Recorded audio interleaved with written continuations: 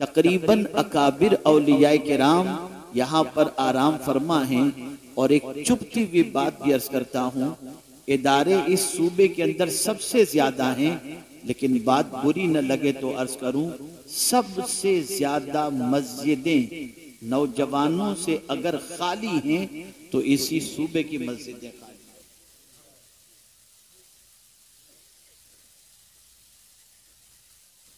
मैं सिर्फ नमाज पर गुफ्तगू करना नहीं चाहता, मैं कुछ आज आपको ऐसी बात समझाना चाहता हूं कि जो इस्लाम का हुस्न आपकी जिंदगी में शामिल हो जाए तो उस हुस्न से आप दूसरों को भी हसीन बना सकते हैं और दूसरों की जिंदगियों में भी इनकलाब पैदा कर सकते हैं।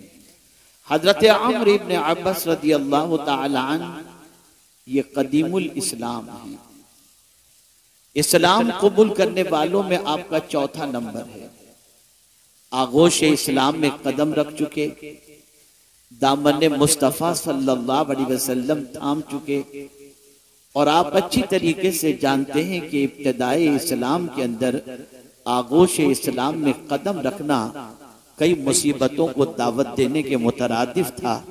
बावजूद इसके हजरत अम्र इब्न अब्बास रसूल आज़म सल्लल्लाहु अलैहि वसल्लम की गुलामी कबूल करते हैं और दाखिल इस्लाम होते हैं। दाखिल इस्लाम होने के बाद कुछ अरसा गुजरा कि रहमत आलम सल्लल्लाहु अलैहि वसल्लम की शबो रोज की काविशों को वो महसूस करते हैं कि रहमत आलम सल्लल्लाहु अलैहि वसल्लम सुबह निकलते हैं और लोगों को दावत देते हैं और शाम लौटते हैं तो थके हुए होते हैं, लफ्जों के तीर चलते हैं, कभी पत्थर बरसाए जाते हैं, कभी कांटे बिछाए जाते हैं, कभी फप्पियां कसी जाती हैं और न जाने किस किस तरीके से कल्बे मुस्तफ़ा सल्लल्लाहु अलैहि वसल्लम को अजियत पहुंचाई जाती है। हजरत अम्र इब्न अब्बास इस मंजर को देखते थे। हजरत अम्र इब्न अब्बास रदी अल्लाह तआला अन्हु इस्लाम कबूल करने के बाद पूछते हैं, मम मअका अला हाज़ल अम्र, या रसूल अल्लाह सल्लल्लाहु अलैहि वसल्लम, ये जो दीन का काम आप कर रहे हैं तो इस दीन के काम करने में आपके साथ कौन कौन है? तो अल्लाह के रसूल सल्लल्लाहु अलैहि वसल्लम ने फरमाया, हुर्रुन व अब्दुन, एक आजाद है और एक गुलाम है। आजाद से मुराद अफजलुल बशर बादल अंबिया सय्यदना सिद्दीक अकबर रदी अल्लाह तआला अन्हु, और गुलाम से मुराद हजरत बिलाल रदी अल्लाह तआला अन्हु। इस सवाल के बाद रसूल आज़म सल्लल्लाहु अलैहि वसल्लम से जो उन्होंने सवाल किया इस्लाम कबूल करने के बाद, या रसूल अल्लाह सल्लल्लाहु अलैहि वसल्लम, इस्लाम क्या है? मल इस्लाम या रसूल अल्लाह, मुसलमान हो चुके हैं, कलेमा पढ़ चुके हैं, दाखिले इस्लाम हो चुके हैं, उसके बाद भी पैगंबर रहमत सल्लल्लाहु अलैहि वसल्लम से पूछते हैं, मल इस्लाम या रसूल अल्लाह, इस्लाम क्या है? आज मुझे वही आपको समझाना है।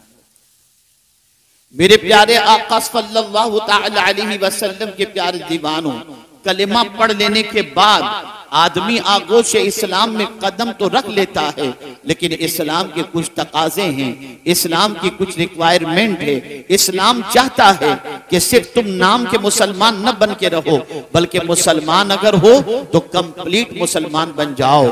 अल्लाह अज़्ज़ व जल्ल ने फरमाया, या अय्युहल्लज़ीना आमनू दुखुलू फिस्सिल्मि काफ़ा, ऐ ईमान वालो इस्लाम में पूरे पूरे दाखिल हो जाओ।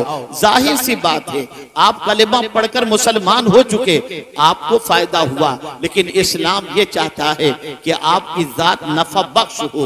इस्लाम ये चाहता है कि जिस मजहब के मानने वाले हो उस मजहब का हुस्न आपकी जबान से, आपके किरदार से छलकता हुआ दिखाई देना चाहिए। ये नहीं कि आप मुसलमान तो कहला रहे हैं लेकिन किरदार जाहिलाना आपका हो, अंदाज बिल्कुल बेवकूफ वाला हो, जिंदगी आपकी आवारगी की दहलीज पर पहुंची हुई हो। नहीं नहीं, बल्कि जब आपने मुसलमान अपने आप को कहा है तो आपकी जिंदगी से हुस्न इस्लाम छलकना चाहिए, हुस्न इस्लाम नुमाया होना चाहिए। इसीलिए अल्लाह के रसूल सल्लल्लाहु अलैहि वसल्लम से हजरत अम्र इब्न अबस ने पूछा, मल इस्लाम या रसूल अल्लाह, ए अल्लाह के रसूल इस्लाम क्या है? अब जो इस्लाम हुजूर ने बताया, इतना बड़ा मजमा यहाँ पर मौजूद है, पूरी दुनिया के अंदर बड़ी आबादी मुसलमानों की मौजूद है, मुल्क के अंदर बेशुमार मुसलमान मौजूद हैं। मैं चाहता हूं कि उन मुसलमानों की जिंदगी में वो इस्लाम जो पैगंबर रहमत ने बताया, उस इस्लाम को तलाश करो। तो मैं यकीन के साथ कह सकता हूं, उस इस्लाम को जब हम मुसलमानों की जिंदगी में तलाश करेंगे तो दूर तक वो इस्लाम नजर आता दिखाई नहीं देगा। आप सोचते होंगे वो इस्लाम कौन सा है? जब पैगंबर रहमत सल्लल्लाहु अलैहि वसल्लम से पूछा गया, मल इस्लाम या रसूल अल्लाह, ए अल्लाह के रसूल इस्लाम क्या है? तो मेरे आका सल्लल्लाहु अलैहि वसल्लम ने फरमाया, तीबुल कलाम, पाकीज़ा बात करना, पाकीज़ा बात करना ये इस्लाम है। तुम अगर पाक इस्लाम कबूल कर चुके हो तो सिर्फ तुम्हारा बदन पाक नहीं होना चाहिए, तुम्हारा वजूद पाक नहीं होना चाहिए, जहां नमाज पढ़ते हो वो जगह ही सिर्फ पाक नहीं होनी चाहिए, तुम्हारी जबान भी पाक और जबान से निकलने वाला जुमला भी पाक होना चाहिए। तीबुल कलाम, एक मुसलमान जब जबान खोले तो उसकी जबान से निकलने वाले कलेमात पाकीज़ा हों।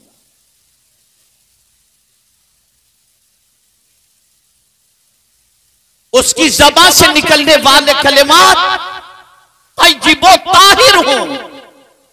इसलिए कि पाकीज़ा कलेमात जब ज़बान से निकलते हैं तो वो दिल पर असर करते हैं, और जब कोई अच्छी बात करता है तो उस अच्छी बात करने वाले की मोहब्बत सामने वाले के दिल में अल्लाह पैदा कर देता है। इसको मैं मिसाल के जरिए समझाऊं तो आप अच्छी तरह से समझ सकेंगे।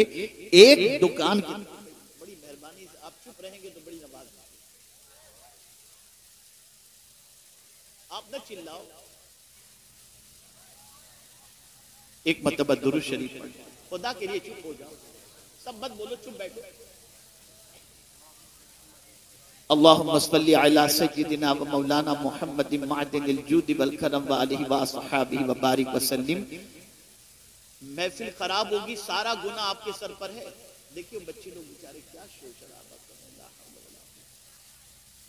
आप ना चिल्लाओ बाबा, बाबा ना चिल्लाओ, बस चुप हो जाओ, चुप हो जाओ, खामोशी से सुनो। शैतान नहीं चाहता कि कोई अच्छी बात आपके कान तक पहुंचे, और जो शरारत करेगा शैतान को सपोर्ट करने के मुतरादिफ होगा। खामोशी से समाअत फरमाएं।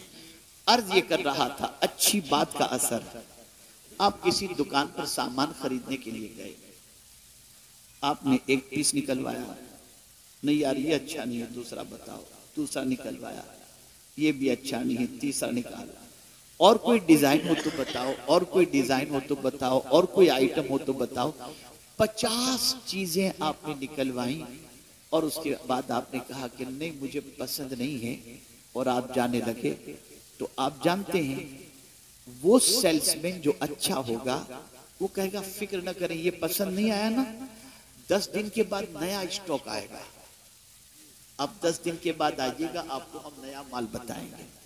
लेकिन अगर टेढ़ा सेल्समैन रहा, उसने कहा क्यों परेशान करने के लिए आ गए थे, क्या टाइम पास करने के लिए हमारी दुकान मिली, आप दूसरी बार उस दुकान में नहीं जाओगे। लेकिन जिसने ये कहा कि 10 दिन के बाद दूसरा नया स्टॉक आएगा, कोई बात नहीं, ये आपको पसंद नहीं आया तो आप कहेंगे जरा तुम्हारा कार्ड दे दो, हम तुमको फोन करके पूछ लेंगे, नया स्टॉक आए तो बता देना।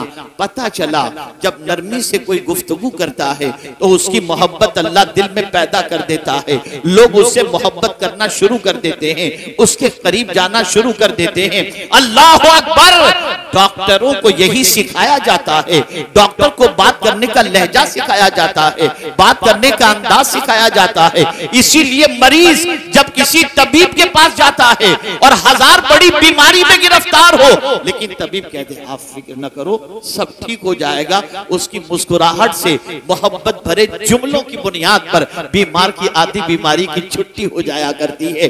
पता चला अच्छे कलाम की तासीर हुआ करती है। आप लोगों से मिलें और मिलते वक्त क्या करता है, इस तरीके से बात करेंगे, कोई आपसे दोबारा मिलने की ख्वाहिश नहीं रखेगा।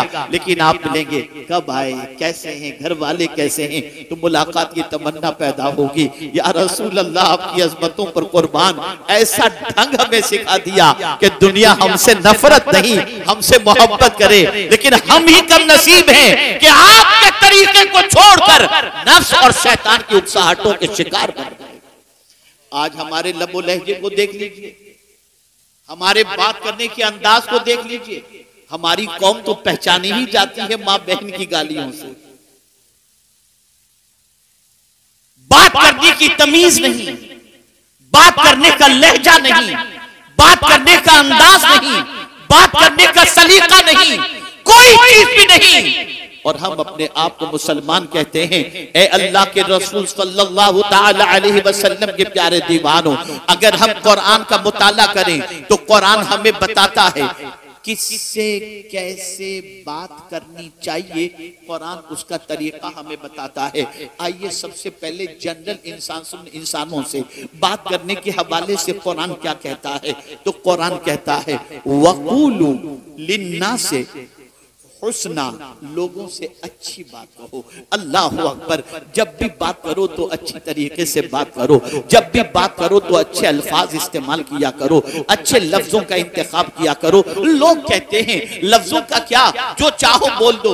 नहीं नहीं, लफ्जों की ताकत होती है, लफ्जों की कुव्वत होती है, अल्फाज बड़े मानी रखते हैं, अल्फाज की बड़ी ताकत होती है। मेरे प्यारे आका सल्लल्लाहु अलैहि वसल्लम के प्यारे दीवानों, कुफ्र की वादियों के अंदर पूरी जिंदगी गुजारने वाला शख्स अगर जिंदगी की आखिरी सांस के वक्त कलिमे तैयबा पढ़ ले, एक कलिमे की बुनियाद पर जिंदगी के कुफ्र के सारे गुनाह अल्लाह माफ फरमा देता है और वो जन्नत का हकदार बन जाता है। एक कलिमे की बुनियाद पर जो उसने ज़बान से अदा किया, उसका कुफ्र भी मिटा और उसके गुनाह भी मिट गए। और 60 साल शादी की जिंदगी के गुजर चुके हैं और बड़ी अच्छी जिंदगी गुजर रही है। लेकिन अगर गुस्से में आने के बाद शौहर ने सिर्फ 3 लफ्ज अपनी बीवी को कह दिए, तलाक तलाक तलाक, तो जिंदगी के लिए वो हराम हो जाया करती है। पता चला लफ्जों को मामूली न समझो, ज़बान से निकलने वाले अल्फाज को हल्का न समझो, अल्फाज की बड़ी कीमत होती है। अगर ये कीमत न होती तो कभी बुखारी शरीफ की आखिरी हदीस के अंदर ये कहना आता कि कलिमतान खफीफतान अल्लाह कलिमतान हबीबतान इलर रहमान खफीफतान अलल लिसान सकीलतान अलल मीज़ान। आप जरा सोचो तो सही, सुभान अल्लाह व बिहम्दिही सुभान अल्लाहिल अज़ीम। अगर कोई पढ़ ले तो ये कलिमात ऐसे हैं जो रहमान को महबूब हैं, मीज़ान पर वज़नी हैं, ज़बान पर हल्के हैं। पता चला कलिमात की ताकत होती है, अल्फाज की ताकत होती है। कुरान कहता है मा यल्फिज़ु मिन क़ौलिन इल्ला लदैहि रक़ीबुन अतीद, हर लफ्ज हमारा नोट किया जाता है, हर लफ्ज हमारा लिखा जाता है, हर लफ्ज हमारा महफूज किया जाता है। मेरे प्यारे आका सल्लल्लाहु अलैहि वसल्लम के प्यारे दीवानों, आप जरा देखें, जनरल इंसानों से बात करनी हो तो कुरान कहता है वक़ूलु लिन्नासि हुस्ना, लोगों से अच्छी बात कहो। और खुद हुजूर से फरमाया वक़ुल लिइबादी यक़ूलु लती हिया अहसन, मेरे महबूब मेरे बंदों से कह दो जब भी बोले तो अच्छी बात,